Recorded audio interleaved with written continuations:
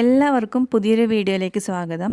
അപ്പോൾ ഇന്നത്തെ വിഷയം എൻ്റെ തംബ്നെയിലിൽ പറഞ്ഞതുപോലെ തന്നെ കേരളത്തിലെ വളരെ പ്രശസ്തരായ രണ്ട് വ്യക്തികൾ അവരുടെ നാശത്തിന് കാരണമായ വീടും ആ വീടും വാസ്തുശാസ്ത്രവും തമ്മിലുള്ള ബന്ധത്തെക്കുറിച്ചാണ്.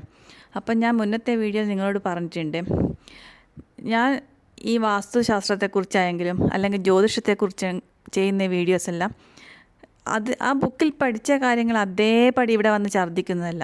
എനിക്ക് അനുഭവത്തിലുള്ളതും പിന്നെ മറ്റുള്ളവർക്ക് അനുഭവത്തിൽ വന്ന് ഞാൻ കണ്ടിട്ടുള്ളതുമായിട്ടുള്ള കാര്യങ്ങൾ മാത്രമേ ഞാനിവിടെ പറയുന്നുള്ളൂ. അതെൻ്റെ വീഡിയോസ് കണ്ടു നോക്കി നിങ്ങൾക്കും അറിയാൻ കഴിയും. അല്ലാതെ അതിൽ പറഞ്ഞ കാര്യങ്ങൾ ഞാൻ ബൈഹാർട്ട് പഠിച്ച് വന്നിവിടെ ഛർദ്ദിക്കുന്നതല്ല. അപ്പോൾ ഞാൻ മുൻപേ പറഞ്ഞിട്ടുണ്ട്, ഞാൻ ഈ വാസ്തുശാസ്ത്രം പഠിക്കാനുള്ള മെയിൻ കാരണം ഞങ്ങൾ പുതുതായിട്ടൊരു വീട് വെച്ചിരുന്നു. അപ്പോൾ വീടിൻ്റെ പ്ലാൻ വരച്ചിട്ട് കേരളത്തിലെ 14 ജില്ലയിലുള്ള വാസ്തു വിദഗ്ധരോട് സംസാരിച്ചപ്പോൾ അവർക്കൊക്കെ 28 അഭിപ്രായങ്ങളാണ്. അപ്പോൾ അതുകൊണ്ട് തന്നെ ഞാൻ തന്നെ സ്വയം ഒന്ന് പഠിച്ചിട്ട് ഒരു തീരുമാനത്തിലെത്താമെന്ന് വിചാരിച്ചോ. അങ്ങനെയാണ് ഞാൻ ഈ വിഷയത്തിലേക്ക് ഇത് പഠിക്കാൻ വേണ്ടി വരുന്നത്. അപ്പോൾ ഇനിയിപ്പോൾ ഈ വിഷയത്തിലേക്ക് കിടക്കാം. ഞങ്ങൾ വീട് വെക്കുമ്പോൾ എന്നോട് ഹസ്ബൻഡ് പറഞ്ഞത്, നമുക്കൊരു വെറൈറ്റി ആയിട്ടൊന്ന് വെച്ചൂടെ, എപ്പോഴും കാണുന്ന ഈ റെക്റ്റാങ്കിൾ അല്ലെങ്കിൽ സ്ക്വയർ ഷേപ്പ് ഒന്ന് മാറ്റിപ്പിടിച്ച് നമുക്കൊരു റൗണ്ട് ഷേപ്പിൽ വീട് വെച്ചൂടെ എന്ന് ഹസ്ബൻഡ് എന്നോട് ഇങ്ങോട്ടൊരു സജഷൻ ചോദിച്ചു. അതാകുമ്പോൾ ഒരു വെറൈറ്റി. അപ്പോൾ എനിക്കും ഭയങ്കരമായിട്ട് അപ്പോഴെനിക്കും അതിനെക്കുറിച്ച് ഞാനും ആലോചിച്ചത്, നല്ലൊരു ഭംഗിയുണ്ടാവും, സിറ്റ് ഔട്ട് തൊട്ട് എല്ലാം നല്ല റൗണ്ട് ഷേപ്പിൽ ആയാൽ ഒരു പ്രത്യേക വെറൈറ്റി ആയിരിക്കും, കാണാൻ നല്ല ഭംഗി ഉണ്ടാവില്ല ഞാനും വിചാരിച്ചു. പക്ഷേ അത് ആലോചിച്ച് കൊണ്ടിരിക്കുമ്പോഴേ ഞാൻ വാസ്തുശാസ്ത്രം എൻ്റെ ഓർമ്മ വെച്ച് ശരിയാണെങ്കിൽ ഞാൻ കുറേ ബുക്ക് വായിച്ചിന്. ഈ മനുഷ്യാലയ ചന്ദ്രിക അതിൽ വായിച്ചതാണ് എൻ്റെ ഒരു ഓർമ്മ. അതിൽ പറഞ്ഞിട്ടുണ്ട്, ഈ വൃത്താകൃതിയുള്ള വീട് വാസയോഗ്യമല്ല, മാത്രമല്ല ഗൃഹനാഥന്മാർ അവിടെ വാഴില്ല.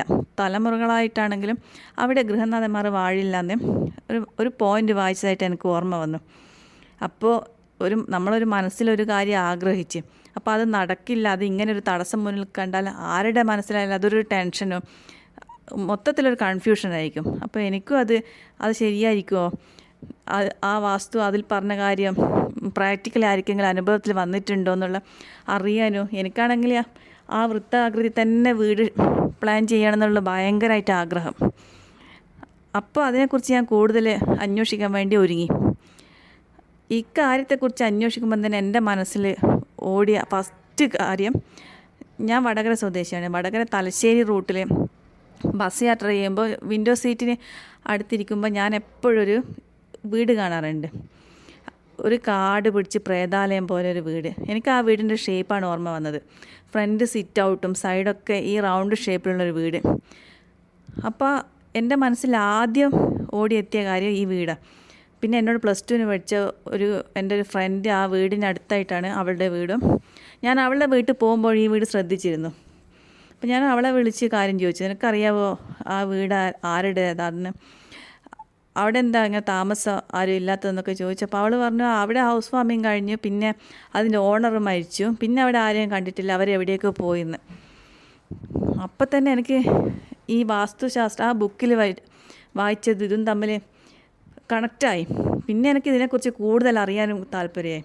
പിന്നെ ഞാൻ ആലോചിച്ച് എനിക്ക് കിട്ടിയത് നമ്മുടെ ഈ പ്രശസ്തനായ പുനത്തിൽ കുഞ്ഞബ്ദുള്ളയുടെ വടകര ഈ നഗരസഭ പാർക്കിന് തൊട്ടടുത്തായി, അല്ല ശ്രീനാരായണ ഇംഗ്ലീഷ് മീഡിയം സ്കൂളിന് ഓപ്പോസിറ്റായിട്ടുള്ള ഒരു പ്രത്യേകതരം ഒരു സ്പെഷ്യൽ വീട്, ചെങ്കലിൽ ഇഷ്ടികയിൽ പണിതിട്ടുള്ള ഒരു സ്പെഷ്യൽ ടൈപ്പ് ഒരു വീടാണ്. നിങ്ങൾക്ക് യൂട്യൂബിൽ അടിച്ച് നോക്കിയാൽ കാണാൻ കഴിയും. റൗണ്ട് ഷേപ്പിലുള്ള, ഇന്നതൊരു പ്രേതാലയം പോലെ അവിടെ കിടക്കുകയാണ്. ഇത് എൻ്റെ മനസ്സിൽ ഈ ഒരു കാര്യം ഓടിയെത്തിയപ്പം ഞാൻ അതിനെക്കുറിച്ച് സെർച്ച് ചെയ്ത് നോക്കി. പക്ഷേ സെർച്ച് ചെയ്തപ്പോൾ നമുക്ക് അത്ര ഡീറ്റെയിൽസ് വിശ്വസിക്കാൻ പറ്റാത്ത തരത്തിലുള്ള പല കാര്യങ്ങളാണ് കിട്ടിയത്. പിന്നെ ഞാൻ ആലോചിച്ചപ്പോൾ ഇദ്ദേഹത്തെ ഞാൻ നേരിട്ട് കുറേ പ്രാവശ്യം കണ്ടിട്ടുണ്ട്. ഞാൻ ഡ്രോയിങ് പഠിച്ചത് ഈ വടകര വളരെ പ്രശസ്തനായ ഒരു അധ്യാപകൻ്റെ അടുത്താണ്.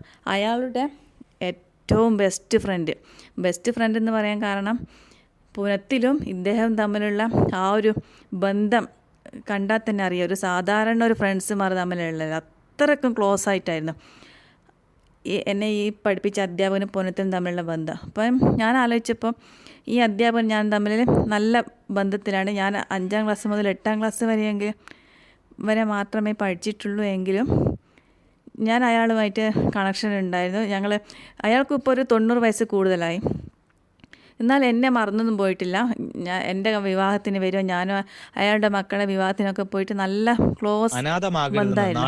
അപ്പം ഞാൻ സാറിനെ പോയി കണ്ട് ഞാൻ ഇങ്ങനെ ചോദിച്ചു, സാറിൻ്റെ മാഷിൻ്റെ ബെസ്റ്റ് ഫ്രണ്ടായിരുന്നില്ല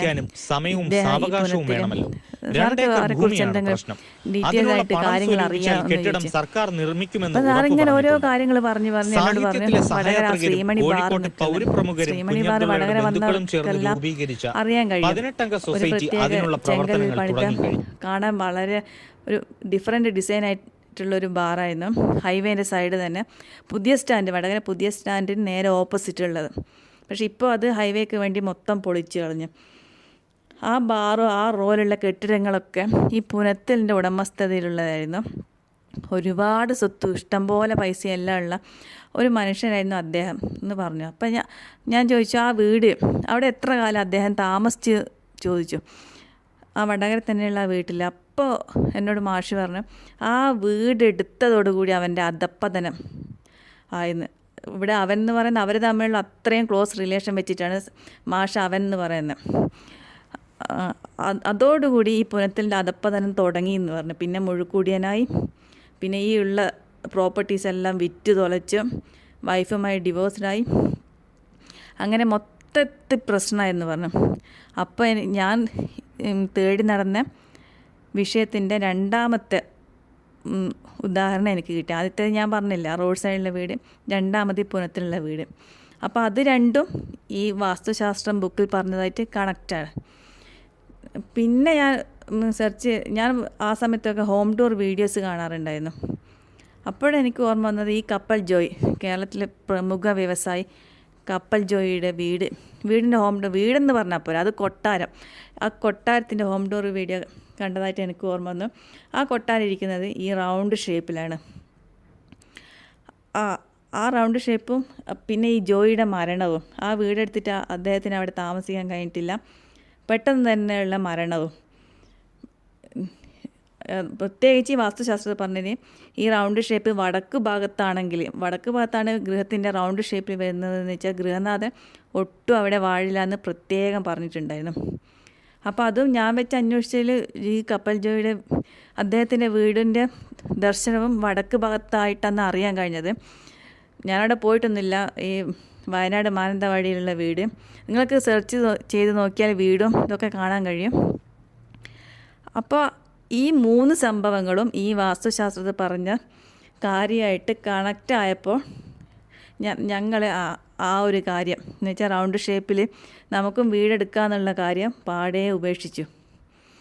അപ്പോൾ ചില കാര്യങ്ങൾ എല്ലാം എന്നല്ല, ഞാൻ പറഞ്ഞില്ല നിങ്ങളോട്, എനിക്ക് അനുഭവത്തിലുള്ളതും മറ്റുള്ളവർക്ക് കണ്ടിട്ടുള്ളതുമായിട്ടുള്ള കാര്യങ്ങൾ മാത്രമേ ഞാൻ ഈ ചാനലിലൂടെ നിങ്ങളോട് പറയുന്നുള്ളൂ. അപ്പോൾ ഇതുപോലത്തെ ഇപ്പോൾ ഞാനീ പറഞ്ഞത് കേട്ടപ്പോൾ നിങ്ങൾക്ക് തന്നെ ഏകദേശം ഒരു മനസ്സിലായിട്ടുണ്ടാകും അതിൽ എത്രത്തോളം സത്യമുണ്ടെന്നുള്ള കാര്യം. അപ്പോൾ നിങ്ങൾക്ക് എൻ്റെ ചാനലിലൂടെ ഈ ജ്യോതിഷം സംബന്ധിച്ചുള്ള വാസ്തു, പിന്നെ ചെറിയ കൊച്ചു കുട്ടികൾക്ക് എളുപ്പത്തിൽ ചിത്രം വരയ്ക്കാനുള്ളത്, പിന്നെ എനിക്ക് കുറച്ച് ചെറുതായിട്ടൊരു കൃഷിയൊക്കെ ഉണ്ടായിരുന്നു, അതിനെക്കുറിച്ചും, പിന്നെ വീടിൻ്റെ പ്ലാൻ വേണമെങ്കിൽ അതുപോലെ തന്നെ മറ്റ് കുറച്ച് വിനോദങ്ങളൊക്കെ എൻ്റെ ചാനലിലൂടെ നിങ്ങൾക്ക് കാണാൻ കഴിയും. നിങ്ങൾക്ക് എൻ്റെ ഈ വീഡിയോ ഇഷ്ടപ്പെട്ടെങ്കിൽ ഇനി ഇതുപോലത്തെ എൻ്റെ അനുഭവത്തിലുള്ളതായിട്ടുള്ള മറ്റ് പല വീഡിയോസും തുടർന്ന് ഇടുന്നുണ്ട്. നിങ്ങൾ എൻ്റെ ചാനൽ സബ്സ്ക്രൈബ് ചെയ്യണം, കൂടെ ഷെയർ ചെയ്ത് തന്നെ സപ്പോർട്ട് ചെയ്യുകയും വേണം. Thank you.